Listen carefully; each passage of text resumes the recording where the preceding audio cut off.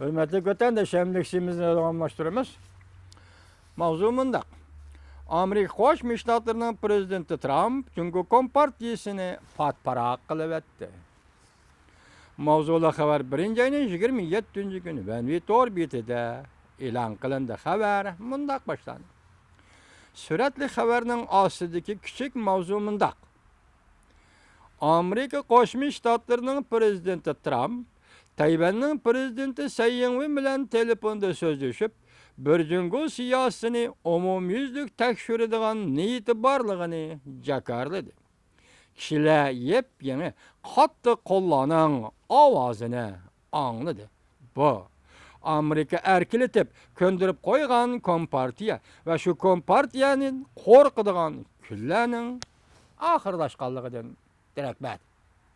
Amerika erkiletib, ko'ndirib qo'ygan Jungo Kompartiyasi va yana shu Jungo Kompartiyasidan qo'rqadigan kunlarning oxirlashganligidan darak. Jungo rahbarlari Amerika Qo'shma Shtatlarining prezident Trumpning oldida qaymoq o'qishga boshladi.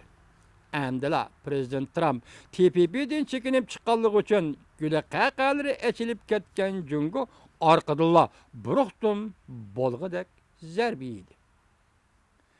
Amdila prezident Trump TPP'dan chekinib chiqqanligi uchun gula qaqalari ochilib ketgan Jungo orqadilla buruqtum bo'lg'idek zarbi edi. Oqsaroyning bayonotchisi Sen Sper haftaning birinchi kuni ya'ni 23-kuni mundaq ko'rsatdi. Amerikada qurilgan yangi hukumat Jungo Kompartiyasining xalqaro dengiz yuzida nima qilaman desa shuni qilishiga yo'l qo'ymaydi. Amerikada qurilgan yangi hukumat Jungo Kompartiyasining xalqaro dengiz yuzida nima qilaman desa shuni qilishiga yo'l qo'ymaydi. Davlat ishlar kotibligiga tayinlangan rakkes tillari uchun davlat majlisida guvohlik berish yig'inida texmi qattiq so'zlab Amerika Jungoning Janubiy dengiz yasalgan orollarga kirishini cheklaydi deb ko'rsatdi. New York Pochtasi gazeti xabar qilib mundaq ko'rsatdi. Amerika Qo'shma Shtatlarining prezidenti Trumpning Tayvanning prezidenti Tsai Ing-wen bilan telefonda so'zlashganligiga ergishib, bir jungo siyosatini umumyuzlik tekshirish kerak deb jakarlagandan keyin kishilar Amerikadagi qattiq qo'llaning ovozini angladi. Bu Amerika erkiletib, ko'ndirib qo'ygan kompartiya va kompartiyadan qo'rqadigan kunlarning oxirlashganligidan darak. Başta bir sözlük, hazır bir sözlük bu New York Post gazetinin xabar şekli ekan. Kechiringlar. Amerika Qo'shma Shtatlarining prezidenti Trump Jungo Kompartiyasini patparaq qilib etdi. An'anaviy fond jamiyati bexatarlik mutaxassisi James Carfano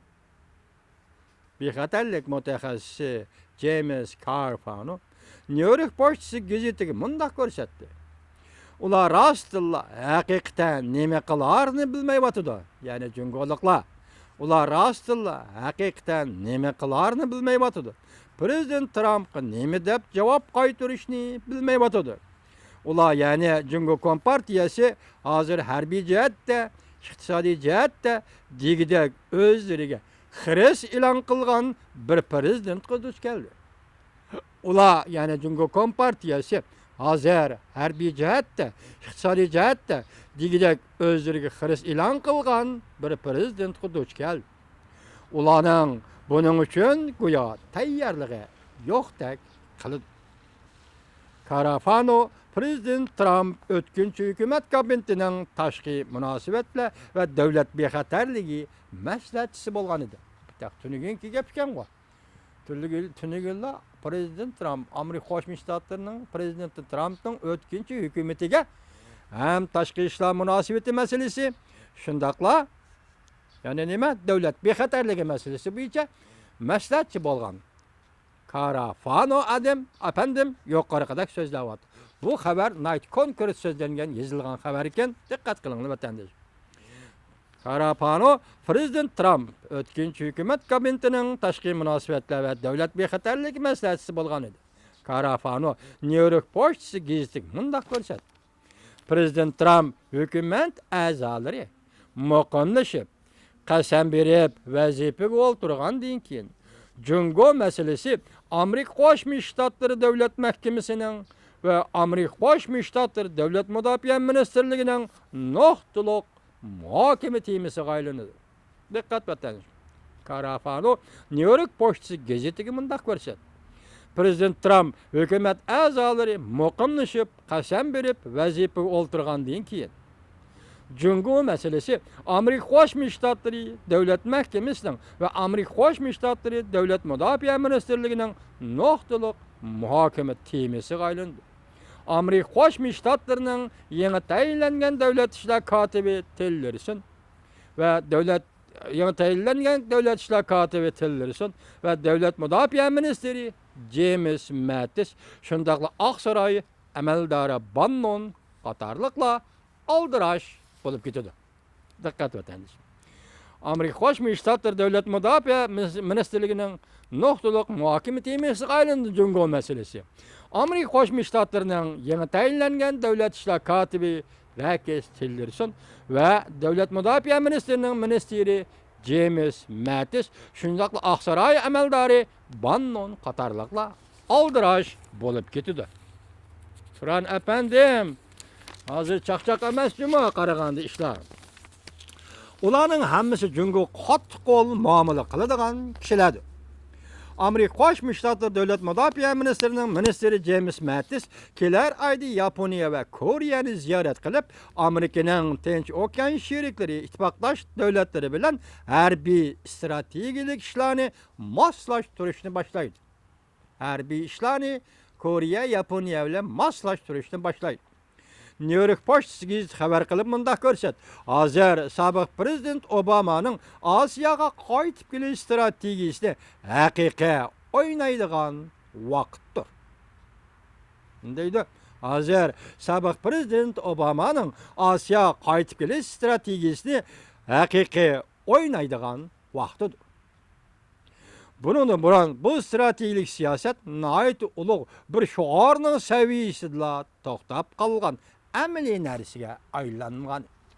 Demak, sobiq prezident Obamaning Osiyoga yurish, Osiyoga qaytib kelish, Osiyoda muvozanatli siyosati burun faqat şuar, nəhayət buyuk şuar to'xtabla qolgan edi. Bu qatim undaq emasdi. Bu qatim bu siyosatni, bu strategiyani haqiqiy o'ynaydigan vaqt yetib keldi. New York pochtasi gazeti mundaq ko'rsatdi. Garchi sobiq prezident Obama to'xtamay har qaysi davlatlar bilan TPP suhbati olib borgan bo'lsa-mu, lekin Amerika dengiz armiyasining Tinch okeandagi hayvizlik o'rni ojizlab ketgan. İttifaqdoshlar bilan ancha-muncha birlashma manevri o'tkazsa-mu, lekin bu ish Jungoga tahdid solishga yetishmaydi. Bu gazet yana mundaq ko'rsatdi. Amerika Qo'shma Shtatlarining prezidenti Trumpning hukumat kabineti TPP'ni bekor qilishning savdo tijoratdagi bo'sh qolgan o'rnini to'ldirib oladi. Filippin, Malayziya va boshqa davlatlar hozir Jungo bilan bo'lgan savdosini azaytishga boshladi. Prezident Trump nəhayət tezlik bilan Yaponiyaning vaziri Shinzo Abe bilan qo'sh taraflik savdo kelishimi imzolash suhbatini başlaşı kerak. Amerika Qo'shma Shtatlarining prezident Trump nəhayət tezlik bilan Yaponiyaning vaziri Shinzo Abe bilan qo'sh taraflik savdo kelishimi imzolash suhbatini başlaşı kerak. Yaponiyaning vaziri Shinzo Abe Jungoning xirslaridan qo'rqmaydi.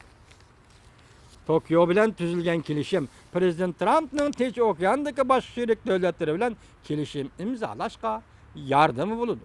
Bu kelishimlar har qaysi davlatlarning ehtiyojiga yarasha farqli bo'ladi. Bu kelishimlar murakkab TPP kelishimi qaraganda boshqa davlatlarga texmo foydali bo'ladi. Qanday bo'lsa bo'lsin, Jungo harbiy qurollarni ko'z-ko'z qilishni cheklaydigan ish bo'lsa, Jungoning harbiy qurollarni ko'z-ko'z qilishni cheklaydigan ish bo'lsa, Amerika Tinch okean bo'ylaridagi davlatlar bilan savdo aloqasida bo'ladi. Amerika erkin qatnashish kapolat qiladigan rolini Janubiy dengizda asliga keltirmaydigan bo'lsa, bu rayonda prinsiplarni Jungo kompartiyasi tuzdi. Demak, Amerika Qo'shma Shtatlari Janubiy dengizdagi erkin qatnashishdan iborat mushu masalada o'ynaydigan rolini asliga keltirmaydigan bo'lsa, Jungo prinsiplarni Jungo tuzidi. Agar prezident qattiq kelayotgan so'z suhbatlari tafsiliy izchil taktikaga aylanadigan bo'lsa, prezident Trumpning qattiq kelayotgan so'z suhbatlari tafsiliy izchil taktikaga aylanadigan bo'lsa, agar prezident Trump saylam jarayonidagi va'dalarini ishga oshiradigan bo'lsa, harbiy hamchotni ko'paytiradigan bo'lsa, undaqda Tinch okean rayonidagi ittifoqdoshlar, sheriklik va Amerika Qo'shma Shtatlarining yana bir qatam ishonchga erishdi va Amerika Qo'shma Shtatlariga yana bir qatam ishondi. Yaxshi savdo kelishimlarimi orqa-orqada yetib keldi.